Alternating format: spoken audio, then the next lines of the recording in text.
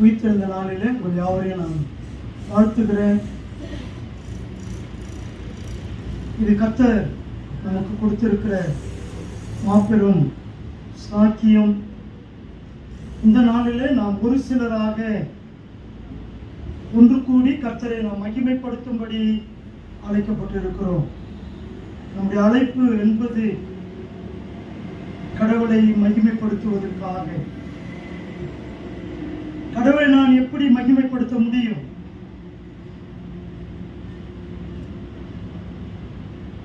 கடவுள் எதிர்பார்க்கிற வண்ணமாக நாம் செயல்படும் பொழுது கர்த்தர் மகிமைப்படுகிறார். கடவுள் எப்படி எதிர்பார்க்கிறார்? கடவுள் தன்னுடைய இருதயத்தின் வெளிப்பாடாக வேதத்தை நமக்கு கொடுத்திருக்கிறார். இந்த வேதத்தில் நாம் என்ன செய்ய வேண்டும், எதை செய்யக்கூடாது என்பதை மிக தெளிவாக வரையறுத்திருக்கிறார். அதன்படி நாம் நடக்கும்போது கடவுள் மகிமைப்படுவார். இந்த முழு வேதமும் ரெண்டு விஷயத்தை மையமாய் கொண்டு பேசுகிறது. ஒன்று, பூரண அடைப்பாகிய ஆதாமின் சந்ததியாகிய மனிதர்களை குறித்தும், இன்னொன்று பூரண நிலையிலே நம்மை கொண்டு போகிற இரண்டாம் ஆதாமாகிய கிறிஸ்துவையும் அவருடைய திருச்சபையும் குறித்து பேசுகிறது. ரொம்ப சுருக்கி சொன்னால் முழு வேதமும் கிறிஸ்துவையும் அவருடைய திருச்சபையை பற்றி முழுமையாக நம்மை வரலாற்றுக்குள்ளாக வழிநடத்துகிறது. நீங்க வேற எதையும் அதில் பார்க்க முடியாது. வேதத்துல ஆதியாகமத்திலிருந்து வெளிப்படுத்துகிற விசேஷம் வரைக்கும் அவருடைய குமாரனாகிய கிறிஸ்துவை குறித்தும் சபையை குறித்தும் பேசுகிறது. எப்போ நாம் வேதாகமத்தை படித்தாலும் சபையும் கிறிஸ்துவையும் பிரிக்க முடியாத போதனையாக நாம் கற்றுக்கொள்ள வேண்டும், படிக்க வேண்டும். அதன் அடிப்படையில் இன்றைக்கு நாம் 26ஆம் அதிகாரம், அதாவது ஆதியாகமம் 26ஆம் அதிகாரத்துக்கு நாம் கடந்து போவோம். ஏற்கனவே 25ஆம் அதிகாரத்தை நாம் படித்தோம். சரிங்களா? ஈசாக்கின் குடும்பத்தை பற்றி நாம் படித்தோம். அதன் தொடர்ச்சியாக 26ஆம் அதிகாரத்தில் எப்படி கர்த்தர் ஈசாக்கை வழிநடத்தினார் என்பதை படிக்க போகிறோம்.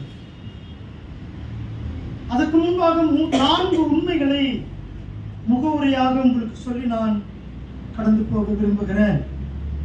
4 உண்மைகளை நாம் ரத்தன சுருக்கமாக நாம் படித்து கடந்து போவோம். எந்த சூழ்நிலையிலும் வாக்குத்தத்தத்தின் தேவன் நம்முடைய வாழ்க்கையில உண்மை உள்ளவராயிருக்க விரும்புகிறார். மனிதர்களாகிய நம்முடைய வாழ்க்கையில் எப்படிப்பட்ட சூழ்நிலை மாறினாலும் வாக்குத்தத்தத்தின் தேவன் நம்முடைய வாழ்க்கையில் வாக்கு மாறாத உண்மை உள்ள தேவனாக தன்னை வெளிப்படுத்துகிறார். 2, தேவன் அவருடைய பிள்ளைகள் தவறு செய்வதற்கு முன்பாகவே தன்னுடைய கிருபையினாலும் இரக்கத்தினாலும் எச்சரிக்கிறவராக இருக்கிறார். நம்ம தவறு செய்யறதுக்கு முன்னாலே கர்த்தர் நம்மளை எச்சரிக்கிறார். பரிசுத்த ஆவியானவர் நம்மை முன்கூட்டியே எச்சரிக்கிறார். ஏனென்றால் நாம் உடன்படிக்கையின் பிள்ளைகள்.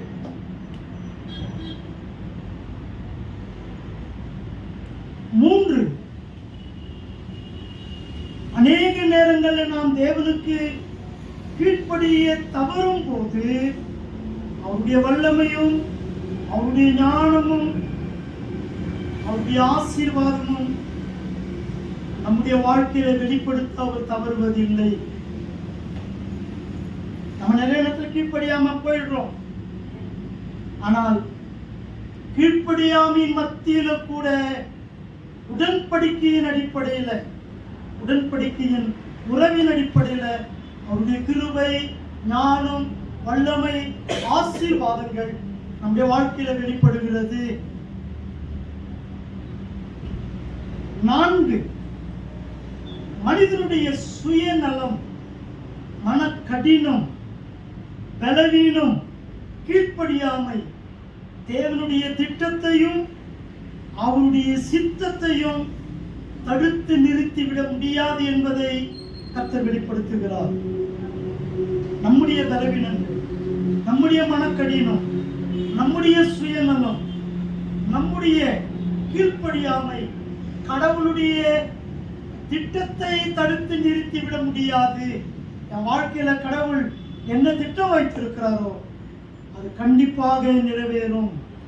அது எந்த கீழ்ப்படியாமையினாலையும் அது தடுத்து நிறுத்தப்பட முடியாது. மனிதனுடைய மனக்கடினம் கர்த்தருடைய சித்தத்தை மேற்கொள்ள முடியாது. அப்படி மேற்கொண்டா நம்ம அவர் கடவுளாக இருக்க முடியாது.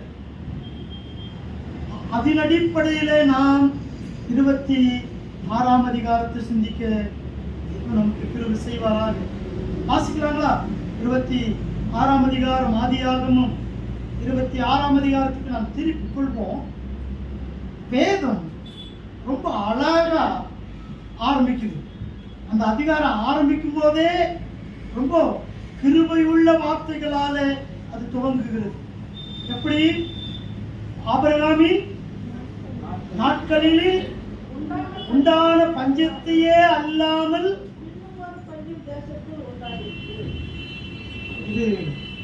இது ஈசாக்கினுடைய வாழ்வில, ஈசாக்கின் குடும்பத்தில கடவுள் தன் கிருபையை வெளிப்படுத்துகிறார். எப்படி வெளிப்படுத்துகிறார்? ஆபிரகாமின் நாட்களிலே நடந்த ஒரு கொடிய பஞ்சத்தை தவிர வேறொரு பஞ்சம் இதுவரைக்கும் வரவில்லை. அதே மாதிரி பஞ்சம் ஈசாக்கினுடைய காலத்தில் உண்டாயிற்று. ஆபிரகாமுக்கும் ஈசாக்குக்கும் பஞ்சத்துக்கும் தொடர்பு இருக்கிறது. பஞ்சம் என்பது ஆசீர்வாதத்துக்கு எதிரானது. பஞ்சம் என்பது விசுவாசத்துக்கு எதிரானது. ஆனா அதே நேரத்தில் கொடிய பஞ்சங்கள், அதாவது சோதனைகள், ஆசீர்வாதத்தையும் விசுவாசத்தையும் பலப்படுத்த கடவுள் அனுமதிக்கிறார். எந்த ஆபிரகாமின் விசுவாசத்தை பரீட்சை பார்ப்பதற்காக ஆண்டவர் கானான் தேசத்துல பஞ்சத்தை அனுமதித்தாரோ அதே தேவன் ஆபிரகாமுடைய மகன் காலத்துல கடவுள் அதை அனுமதித்தார். ஆண்டவர் நிறைய நேரங்கள்ல அவருடைய பிள்ளைகளுக்கு அவர் கையாளுகிற முறை, பிள்ளைகளோடு கூட பிள்ளைகளுடைய விசுவாசத்தை பலப்படுத்துவதற்கு அவர் கையாளுகிற முறை ஒரே மாதிரியா இருக்கலாம், சில நேரங்களில் வேறுபடலாம். ஆபிரகாமுக்கு வந்த சோதனை அவருடைய மகனுக்கும் வந்தாயிற்று. நிறைய பொருத்தங்கள் இருக்கிறது. ஆபிரகாமுக்கு ஏற்பட்ட மாதிரியே இவனுடைய மனைவிக்கும் ஏற்பட்டது. ஆபிரகாமுக்கு வந்த சோதனை இவனுக்கும் வந்தது, பிரச்சனைகள் வந்தது. எது வந்தாலும் மறந்துடாதீங்க, சாத்தானுடைய தாக்குதலில் இருந்து வாக்குத்தத்தம் பண்ணப்பட்ட பிள்ளைகளை கர்த்தர் பாதுகாக்கிறார். சூழ்நிலைகள் மாறலாம், காலங்கள் மாறலாம். ஏன் ஆபிரகாமின் காலங்கள் கூட கடந்து போலாம். ஒரு தகப்பன் இல்லாத ஒரு ஈசாக்கை கடவுள் பார்க்கிறார். கடவுள் இல்லாத ஈசாக்கை கடவுள் பார்க்கவில்லை. ஆபிரகாமோடு கூட ஈசாக்கோடு ஆபிரகாம் இல்லாமல் இருக்கலாம். ஆனா ஈசாக்கோடு கூட ஆபிரகாம் இருக்கிறார் என்பதை ஈசாக்கோடு கூட கடவுள் இருக்கிறார் என்பதை ஈசாக்குக்கு கடவுள் கற்றுக் கொடுக்க விரும்பினார். ஆபிரகாம் காலத்தில் வந்த பஞ்சத்தை போலவே தன்னுடைய காலத்தில் வந்தது என்று ஈசாக்கு அறிந்திருந்தாலும் அந்த பஞ்சத்தில் ஆபிரகாம் செய்த தவறை ஈசாக்கு செய்யக்கூடாது என்பதற்காக கடவுள் அவனை எச்சரிக்கிறார். நிறைய நேரங்களில் ஒரே மாதிரி அனுமதிக்கிற நோக்கம் முன்னால நடந்த தவறு மறுபடியும் நடக்கக்கூடாது. ஆபிரகாம் செய்த தவறை ஈசாக்கு மறுபடியும் செய்யக்கூடாது. ஆதலால் தான் அதே பஞ்சத்தை மறுபடியும் கடவுள் அனுமதிக்கிறார். சரி, வாசிங்களேன், என்னதான் சொல்லுது அந்த வசனம், 1வது வசனம். ஆபிரகாமின் நாட்களில் உண்டான பஞ்சத்தை அல்லாமல் இன்னும் ஒரு பஞ்சம் தேசத்தில் உண்டாயிற்று. அப்பொழுது ஈசாக்கு பெலிஸ்தருக்கு ராஜாவாகிய அபிமெலேக்கின் இடத்தில் வேறாவுக்கு போனான். கர்த்தர் அவனுக்கு தரிசனமாகி, நீ எகிப்துக்கு போகாமல் நான் உனக்கு சொல்லும் தேசத்திலே. தேவனுடைய பிள்ளைகளே, பஞ்சம் வந்த உடனே ஆபிரகாம் எகிப்துக்கு போனான். ஆனா ஈசாக்கும் அந்த முடிவை எடுத்துவிடக் கூடாது என்பதற்காக பஞ்சத்துக்கு மத்தியில கடவுள் பஞ்சத்தை முழுமையாக சந்திப்பதற்கு முன்பாக கடவுள் அவனோடு கூட பேசினார். கர்த்தர் என்ன பேசினார்? அவனுக்கு தரிசனமாகி, நீ எங்க போகாத, நீ எகிப்துக்கு போகாதே, நீ எகிப்துக்கு போகாதே, நான் உனக்கு சொல்லும் தேசத்திலே குடியிரு. அன்பான தேவனுடைய பிள்ளைகளே, ஏன் எகிப்துக்கு அவன் போகக்கூடாது? நீங்க நிறைய நேரங்கள்ல சோதனைக்கான காரணத்தை புரிந்து கொள்ள வேண்டும். சோதனைக்கான காரணம் 2 இருக்கிறது. ஒன்று, சாத்தானால் சோதிக்கப்படும் போது நான் யார் என்பதை இந்த உலகத்திற்கு ஆண்டவர் காட்ட விரும்புகிறார். நிறைய நேரங்களில் சோதனை நாம் யார் என்பதை நிரூபிக்கிறது. சோதனை வந்தாதான் நான் யாருன்னு தெரியும். சோதனை வராத வரைக்கும் எனக்கு பிரச்சனையே கிடையாது. பிரச்சனை வந்தாதான் நான் யாருன்னு தெரியும். ஆண்டவர் சோதனையை அனுமதித்து நான் யார் என்பதை வெளிப்படுத்த விரும்புகிறார். ஆபிரகாம் சோதனையில எகிப்துக்கு ஓடி போனார். இப்ப என்ன பிரச்சனை? ஆண்டவர் சோதனையிலிருந்து நான் தப்பித்துக் கொள்வதற்காக சோதனையை கடவுள் அனுமதிக்கவில்லை. நிறைய நேரத்துல சோதனையில் நம்ம ஜெபம் பண்ணோம். என்ன ஜெபம் பண்ணணும்? ஆண்டவரே, இந்த சோதனையிலிருந்து எப்படியாவது என்னை காப்பாற்றும். இது ஒரு நிலையான விசுவாசிகளுடைய ஜெபம். இன்னொரு ஜெபம் இருக்கிறது, அது ஆண்டவர் எதிர்பார்க்கிற ஜெபம். ஆண்டவரே, இந்த சோதனையில என்னை உருவாக்கும். காப்பாற்றுவது, தப்பித்துக் கொள்வது லேசான காரியமா? உருவாக்குவது லேசான காரியமா? தப்பித்துக் கொள்வது ரொம்ப லேசுங்க. சோதனையில தப்பிச்சு ஓடிடலாம். ஆனா சோதனையில உருவாவது மிக கடினமானது.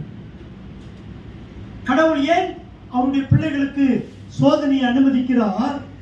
தப்பித்துக் கொள்வதற்காக அல்ல, சோதனையில நம்மை உருவாக்க விரும்புகிறார். சோதனைக்கு மாத்திரம் நான் யார் என்பதை நிரூபிக்க விரும்புகிறார். அதனால்தான் சோதனை அனுமதிக்கிறார்.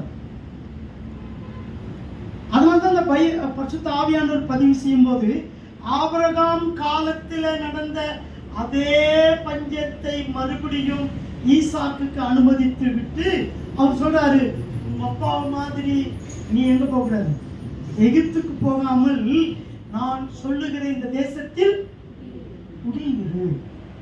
அதுக்கு பிறகு என்ன சொல்றாரு பாருங்க.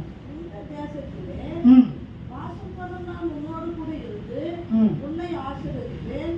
நான் உனக்கு உன் சந்ததிக்கும் இந்த தேசங்கள் யாவையும் தந்து உன் தகப்பனாகிய ஆபிரகாமுக்கு நான் இட்ட ஆணையை நிறைவேற்றுவேன். நீங்க மறந்துடக்கூடாது, ஈசாக்கோடு கூட சொல்லுகிற வார்த்தையில வலிமையான வார்த்தை ஒன்று இருக்கிறது. ஈசாக்கு இடத்துல ஆண்டவர் பேசுறார். அப்படி பேசும்போது அவர் பேசின நிறைய வார்த்தைகளில ரொம்ப வலிமையான வார்த்தை என்ன தெரியுமா? கண்டுபிடிக்க முடியுமா? 2வது வசனத்தை மறுபடியும் வாசிங்களேன். இது 3வது வசனம். இந்த தேசத்துல வாசம் பண்ணி நான் உன்னோடு இருந்து உன்னை ஆசீர்வதிப்பேன். நான் உனக்கு உன் சந்ததிக்கும் இந்த தேசங்கள் யாவையும் தந்து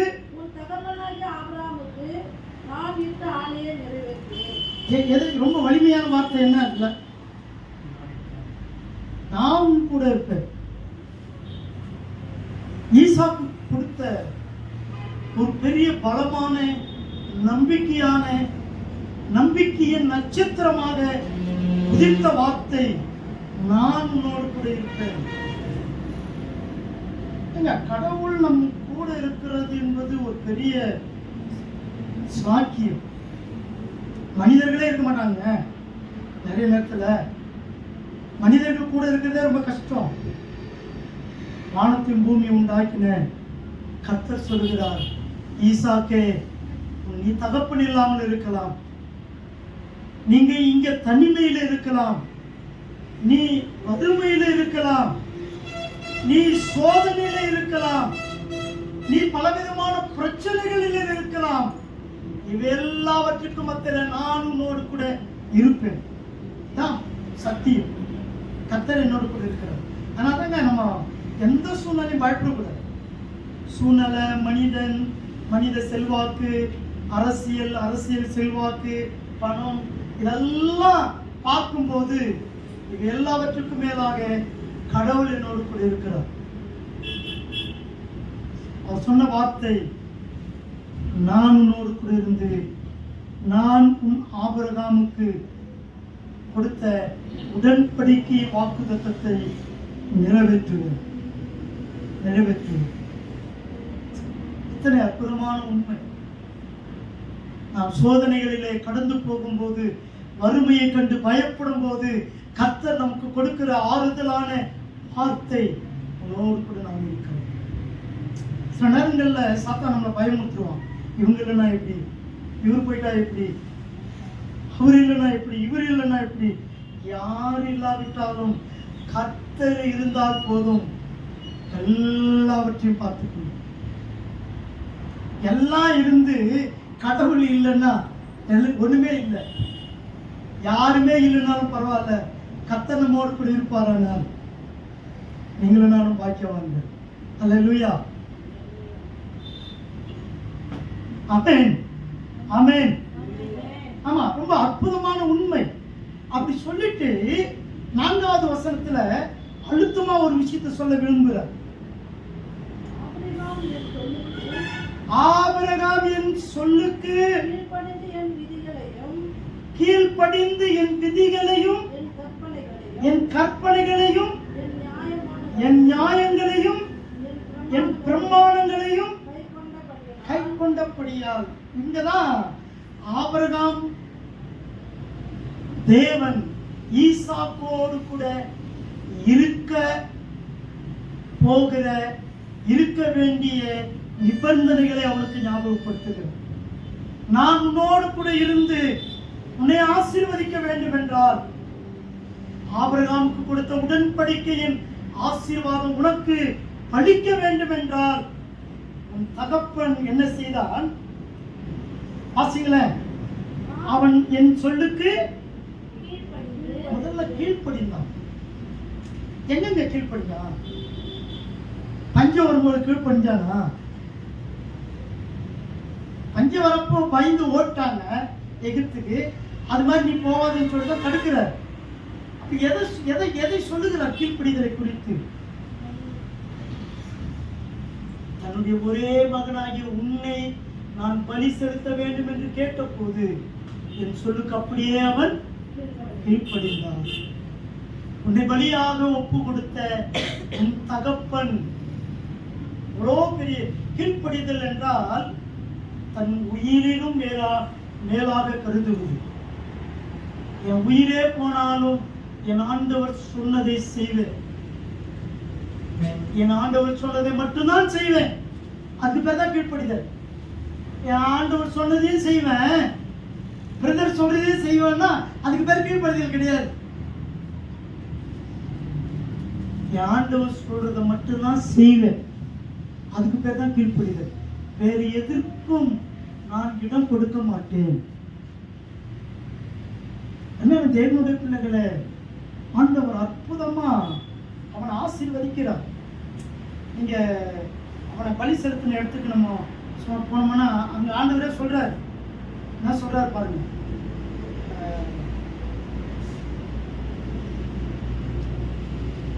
வாசிக்கலாங்களா? என்ன சொல்றாரு பாருங்க.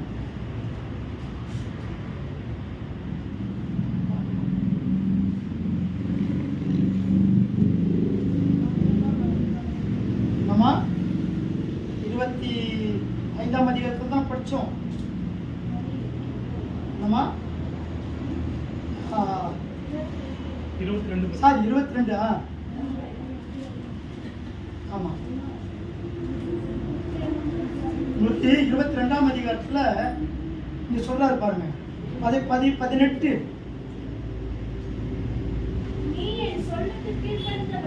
நீ என் சொல்லுக்கு கீழ்ப்படிந்தபடினால் உன் சந்ததிக்குள் பூமியில் உள்ள சகல ஜாதிகளும் ஆசீர்வதிக்கப்படும் என்றும் என் பேரில் ஆணையிட்டேன் என்று கர்த்தர் சொல்கிறார் என்றார். எப்படி சொல்லு? 16 வாசித்தா தான் உங்களுக்கு புரியும். நீ உன் புத்திரன் என்றும் உன் ஏக சுதன் என்றும் பாராமல் அவனை ஒப்பு கொடுத்து இந்த காரியத்தை செய்தபடியால்.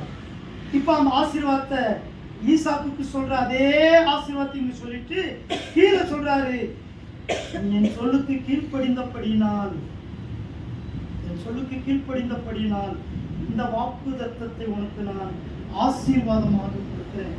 இதேதான் ஈசாக்குக்கு நினைப்பு அதாவது நினைவு கூறுகிறார்.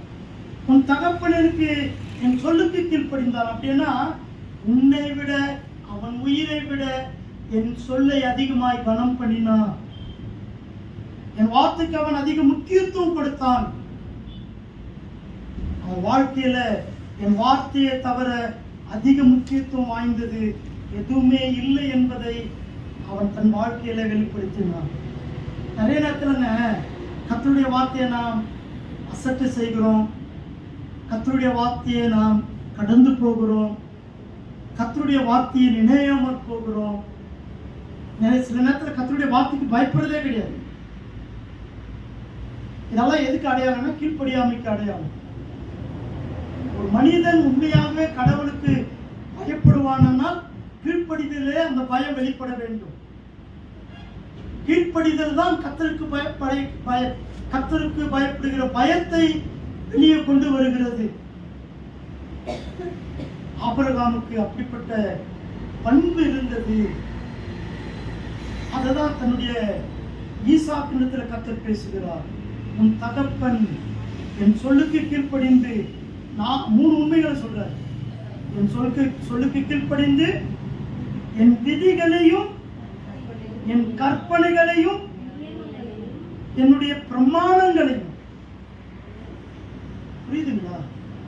அதாவது சில நேரங்கள்ல நாம் செய்கிற காரியம் நல்ல விஷயமா இருக்கணும், அந்த செய்யற முறை தப்பா இருக்கும், செய்யற காரியம் நல்லதா இருக்கும்.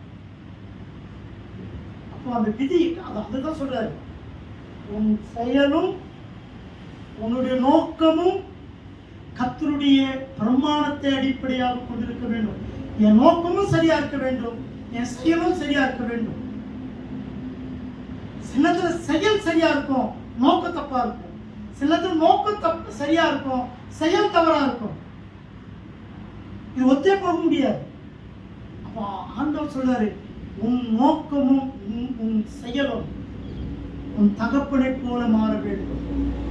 அது விசுவாசத்துக்குள்ளாக ஊன்ற கட்டப்பட வேண்டும். அந்த விசுவாசம் பிரமாணத்தினாலே வெளிப்படுத்தப்பட வேண்டும். ரொம்ப அழகா சொல்லிட்டு சொல்றாரு, நீ செய்வாயானால் கை கொண்டால் நான் உன் சந்ததியை வானத்தின் நட்சத்திரத்தை போல பெருக பண்ணி உன் சந்ததிக்கு இந்த தேசங்கள் யாவையும் தருவேன், உன் சந்ததிக்குள் பூமியில் உள்ள சகல ஜாதிகளும் ஆசீர்வதிக்கப்படும். ஆபிரகாமுக்கு சொன்ன அதே ஆசீர்வாதம் இந்த முழு உலகமும் ஈசாக்குக்குள்ள ஆசீர்வதிக்கப்படும் என்று சொன்ன அந்த உடன்படிக்கை தொடர்ந்து பரிமாற்றப்படுகிறது, பரிணாம வளர்ச்சி அடைந்து கொண்டே இருக்கிறது.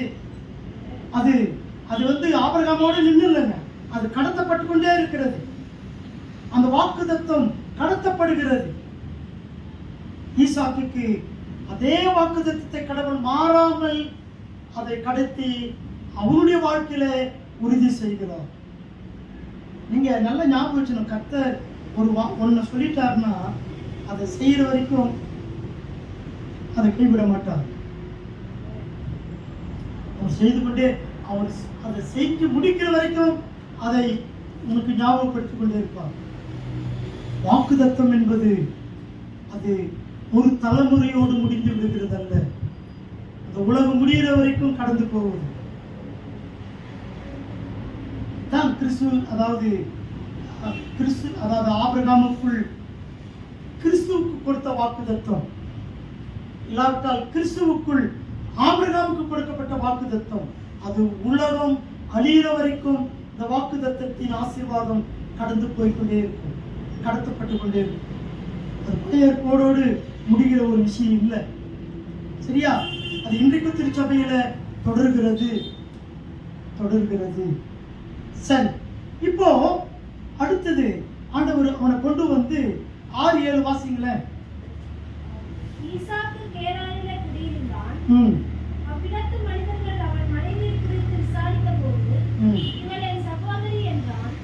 ரெபெக்கா பார்வைக்கு அழகுள்ளவளானபடியால் இது ஏற்கனவே நம்ம ஆபிரகாமுடைய வாழ்க்கையில படிச்சோம்.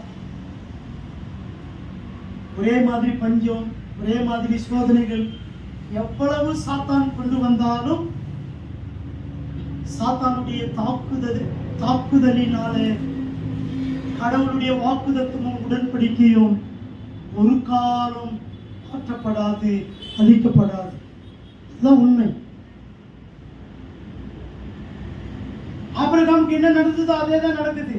ஆனா ஆபிரகாம் காலத்தில் இருந்த அந்த அபிமெலேக்கு வேறு, இங்க இருக்கிற அபிமெலேக்கு வேறு. அன்னைக்கு ராஜாக்கள் கொடுக்கப்பட்ட பட்ட பெயர்கள், இந்த ஏரோது, பார்வோன், அபிமெலேக்கு, இதெல்லாம் அந்த நாட்டில் ராஜாக்களுக்கு கொடுக்கப்பட்ட பொது பட்ட பெயர்கள். அது தொடர்ந்து வரும். ஈசாக்கும் அதை சந்திக்கிறான், அதே பிரச்சனையை அவன் சந்திக்கிறான். ஆனா என்ன நடந்தது? இங்க வாசிங்க 11. பின்பு அபிமெலேக்கு இந்த புருஷனையாகிலும் தன் மனைவியாகிலும் கொடுக்கிறவன் நிச்சயமாய் கொலை செய்யப்படுவான் என்று எல்லா ஜனங்களும் அறிய சொன்னான். அருமையான தேவனுடைய பிள்ளைகளே, அந்த கர்த்தரை அறியாத ஒரு அந்நியனுடைய வாயிலிருந்து கடவுளுடைய வாக்குத்தத்தம் வெளிப்படுகிறது. என்ன வாக்குத்தத்தம்? இந்த இஸ்ரவேலை, ஆபிரகாமை பிரித்தெடுக்கப்பட்ட மக்களாக கடவுள் தெரிந்து கொண்டார். இது தீட்டுப்படாதபடிக்கு அந்த இன மக்கள் காக்கப்பட வேண்டும். அதிலிருந்து ஒரு யூத இனம் உருவாகும். அந்த யூத இனத்திலிருந்து யூதருக்கு ராஜா ஒருவர் வருவார், அவர் உலக இரட்சகராக வருவார். இது நடக்க வேண்டும் என்றால் அவர்கள் பாதுகாக்கப்பட வேண்டும். பாருங்க, யார் மூலியமா எச்சரிக்கிறார்? அபிமெலேக்கு சொல்றான். என்ன சொல்றான்? இவர்களை யாரும் தொடக்கூடாது, பார்க்கக்கூடாது, தொடக்கூடாது. ஏனென்றால் கடவுள் ஒரு நோக்கத்தோடு இந்த மக்களை பிரித்தெடுத்திருக்கிறார். இவர்கள் பிரித்தெடுக்கப்பட்டு கலப்பாக மாறிவிடக்கூடாத ஒரு சந்ததி. அதை அவர் பாதுகாக்க கடவுள் ஒவ்வொரு காலகட்டத்திலும் போராடி கொண்டிருக்கிறார். சாத்தானுடைய தாக்குதலை அவர் எதிர்த்து தடுத்து நிறுத்துகிறார். எத்தனை அற்புதமான உண்மை இல்லை சொல்றான். அப்படி யாராவது தொட்டா அவங்களுக்கு என்ன தண்டனை? மரண தண்டனை. தொட்டாவே மரண தண்டனை. நீ கேலி கூட பண்ண முடியாது.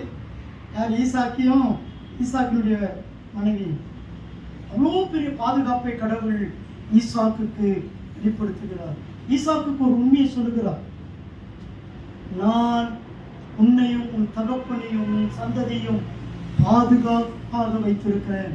நீங்கள் பாதுகாக்கப்பட்ட சந்ததி, நீங்கள் பிரித்தெடுக்கப்பட்ட சந்ததி, நீங்கள் ஒரு நோக்கத்தோடு இந்த உலகத்தில் முதல் சிரேஷ்ட புத்திர சந்ததி.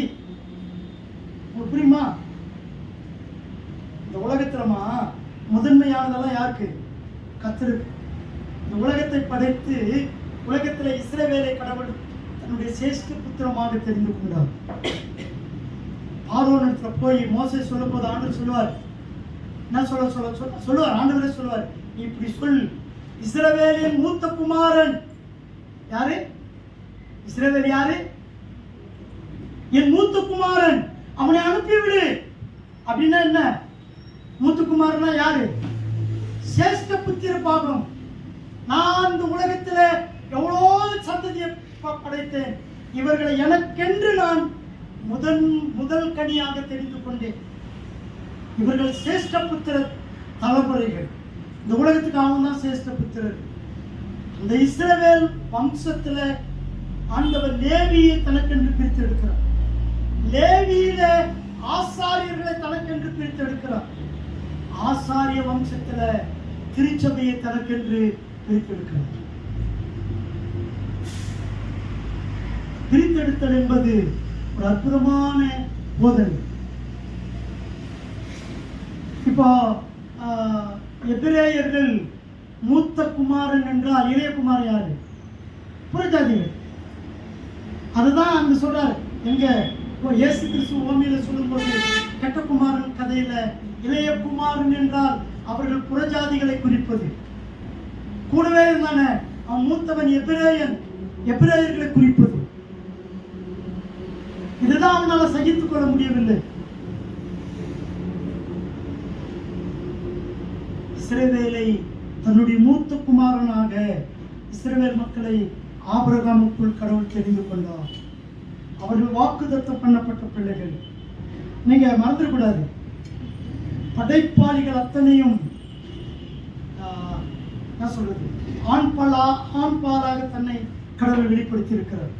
படைப்பு என்றாலே அது கடவுள் ஆண் பாலாக தான் கர்த்தர் வெளிப்படுத்தி இருக்கிறார்.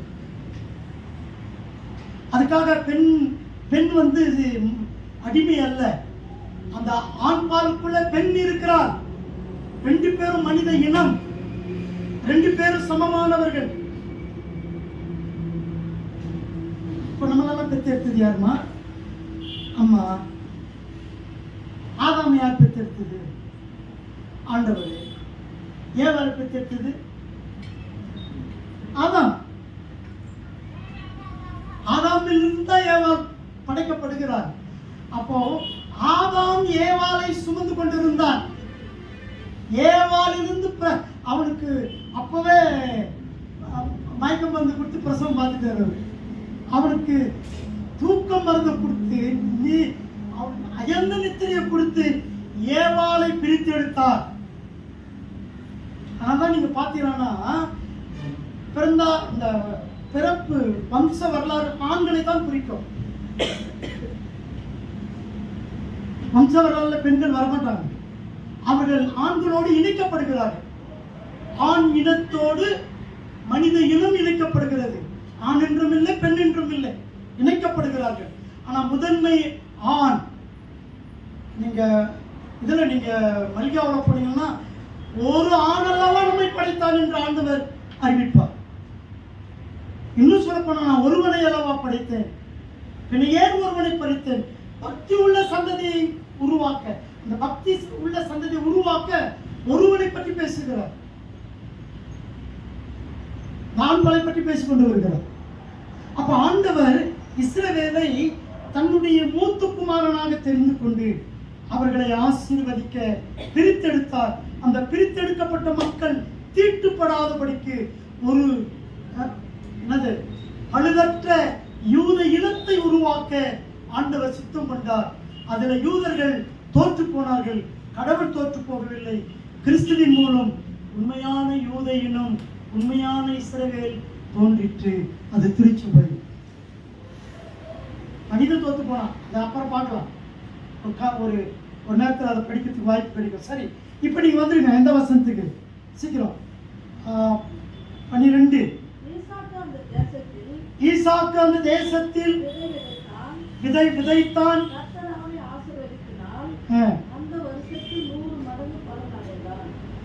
என்னங்க விதை விதைச்சான்? எந்த தேசத்தில்? கொடிய பஞ்சம் இருக்கிற தேசத்தில், கொடிய பஞ்ச காலத்தில், மழை இல்லாத காலத்தில், விதைக்க கூடாத காலம், விதைக்கிறவர்களுக்கு நம்பிக்கையற்ற காலம். அதாவது நம்பிக்கையற்ற சூழ்நிலையில நம்பிக்கை வைப்பதற்கு பேர் தான் விசுவாசம். இது ஆபிரகாமுடைய பிள்ளைக்கு கற்றுக் கொடுக்கிறார். விசுவாசம்னா என்ன? நம்பிக்கையே இல்லாத இடத்துல நான் நம்பிக்கையோடு காத்திருப்பதற்கு பேர் விசுவாசம். இது ரொம்ப கடினம். நடக்குமா? நடக்காது. மழை பெய்யுமா? பெய்யாது. விதை விதைச்சா வருமா? வராது. ஆனா விதைச்சா, விதைத்தான். 100% நம்பிக்கையற்ற நிலையில 100% அவன் விதைத்து ஆசீர்வாதத்தை பெற்றான். எதிர்மறையான வாழ்க்கை முறை என்பது விசுவாச வாழ்க்கை முறை. இந்த உலகத்துக்கு எதிர்மறையான வாழ்க்கை. உலகத்தில் இருந்தால் சந்தோஷமாய் இருப்பார்கள், இல்லாவிட்டால் துக்கமாய் இருப்பார்கள். ஆனா விசுவாசம் இருந்தாலும் இல்லாவிட்டாலும் சந்தோஷமாய் இருக்கும். ஏனென்றால் இது எதிர்மறையான வாழ்க்கை முறை. இது உலகத்தை சார்ந்து வாழ்கிற வாழ்க்கை அல்ல. கொடிய பஞ்சத்தில் கூட அவன் ஏர் உழுது விதைத்து எத்தனை மடங்கு ஆசீர்வாதத்தை பெற்றான்? 100 மடங்கு அவன் ஆசீர்வாதத்தை பெற்றான். ஆசைங்களேன். அது மட்டும் இல்ல, 13, 14 வாசத்தை முடிச்சிடலாம். அவன் ஐஸ்வர்யவனாகி வர வர விருத்தி அடைந்து மகா பெரியவனானான்.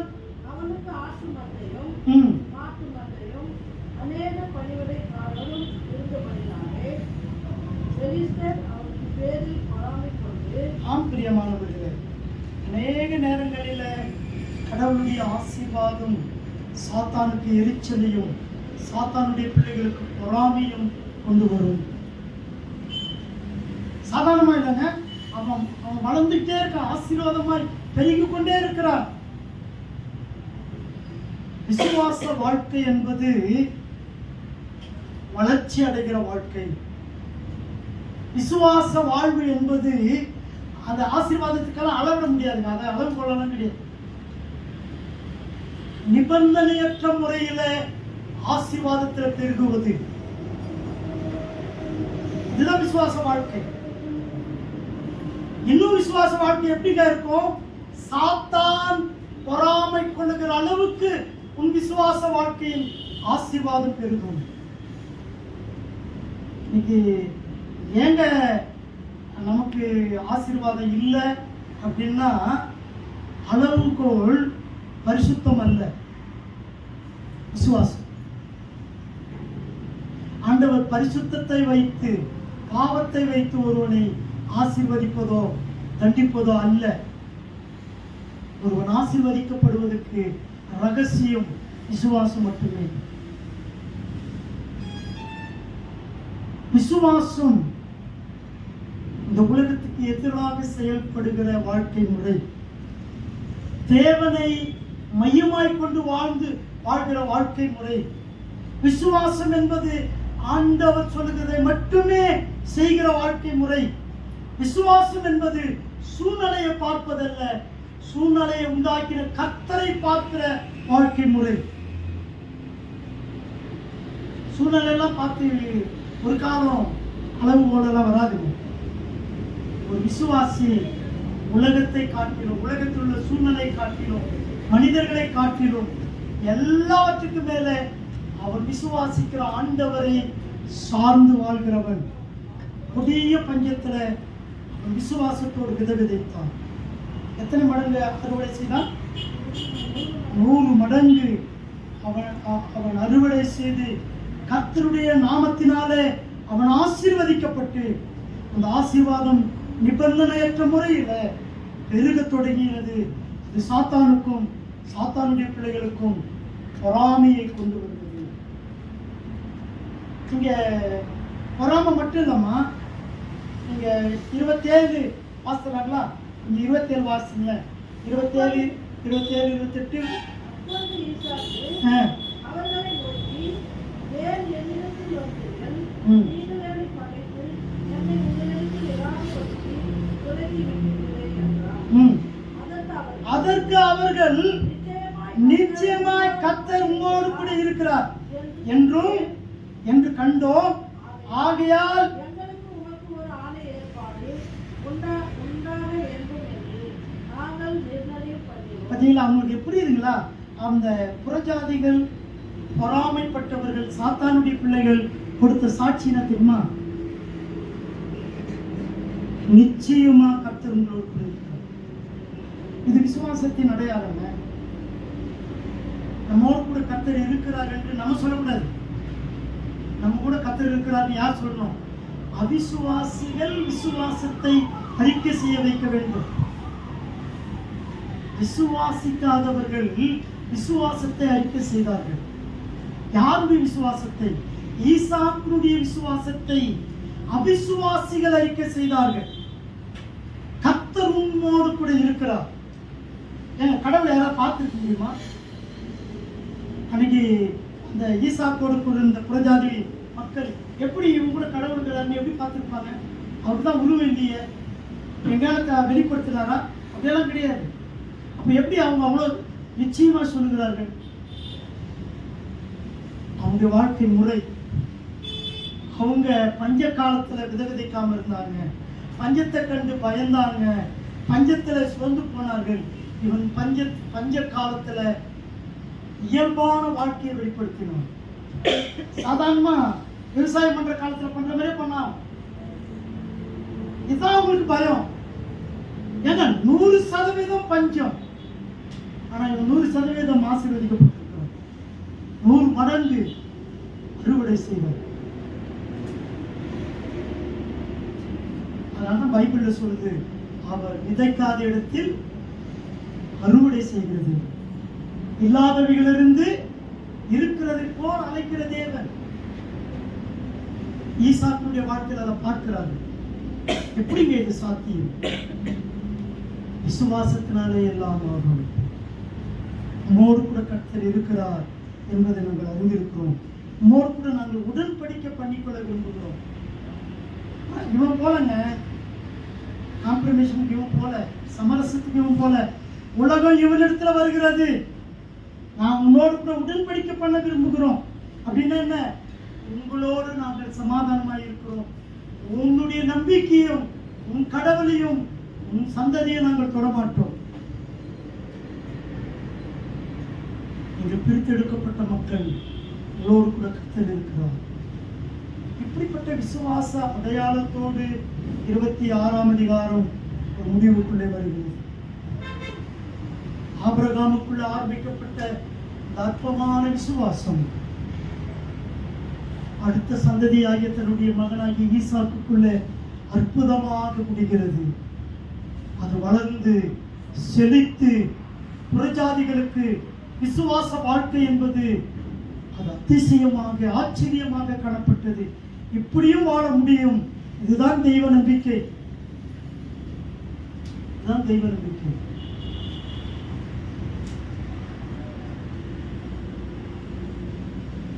அவன் எகிப்துக்கு தடை செய்யப்பட்டான். எகிப்து என்பது பழைய வாழ்க்கை, அது தடை செய்யப்பட்ட வாழ்க்கை. அதான் மறுபடியும் அவருடைய பிள்ளைகள் மறுபடியும் எகிப்துக்கு போவதை அவர் விரும்புவதே இல்லை. அது தடை செய்யப்பட்ட ஒரு பகுதி. ஆனா எகிப்து வாழ்க்கை என்ன தெரியுமா? உலகத்திலேயே செழிப்பான நாடு, கலாச்சாரம், கலை, கட்டடக்கலை சிறந்த நாடு, நாகரிகம் பெருத்த நாடு, எல்லாம் கடவுள் அதை தடை செய்திருக்கிறார். இந்த உலகத்தில் எதெல்லாம் கடவுளை மறைக்குமோ, கடவுளை விட்டு திசை திருப்புமோ, அது எகிப்தாக மாறிவிடும். அதான் விசுவாசிகள் ஜாக்கிரதையாக இருக்க வேண்டும். எகிப்து என்றால் நம்ம ஒன்றும் எகிப்து குடி போவதில்லை. அந்த பாவ பழைய வாழ்க்கையை முற்றிலும் ஜாக்கிரதையாக எச்சரிப்போடு அணுக வேண்டும். மறுபடியும் அந்த பழைய வாழ்க்கை, பழைய இன்பங்கள், பழைய ஆடம்பரங்கள், பழைய கவர்ச்சியான நாகரிக வாழ்க்கை, அதன் மேல் நம்முடைய கண்களை பதிக்கக்கூடாது என்பதுதான் ஆவியானவருடைய தெய்வீக சட்டம். அதுக்கு விலகி இருக்க வேண்டும். நீங்களும் நானும் நாடோடிகளாக, கூடாரவாசிகளாக, தேவனையே நம்பி வாழ்கிறவர்களாக இந்த உலகத்தில் வாழ வேண்டும் என்று கர்த்தர் விரும்புகிறார். எந்த இனத்தோடும் கலந்து விடக்கூடாது. எந்த இனத்தோடும் சமரசம் செய்து விடக்கூடாது. இந்த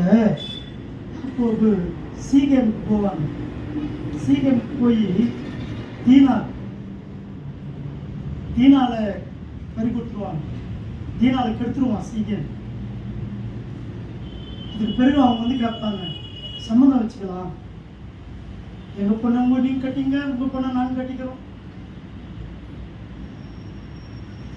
தேவனுடைய பிள்ளைகளே, யூதாவும் சிமியோனும் 2 பேர் பட்டயத்தை எடுத்து அர்த்தம் பண்ணுகிறார்கள், வெட்டி சாய்க்கிறாங்க. விருத்த சேதனம் இல்லாத உங்களுக்கு எங்கள் பெண்களை கொடுக்க மாட்டோம். வைராக்கியம்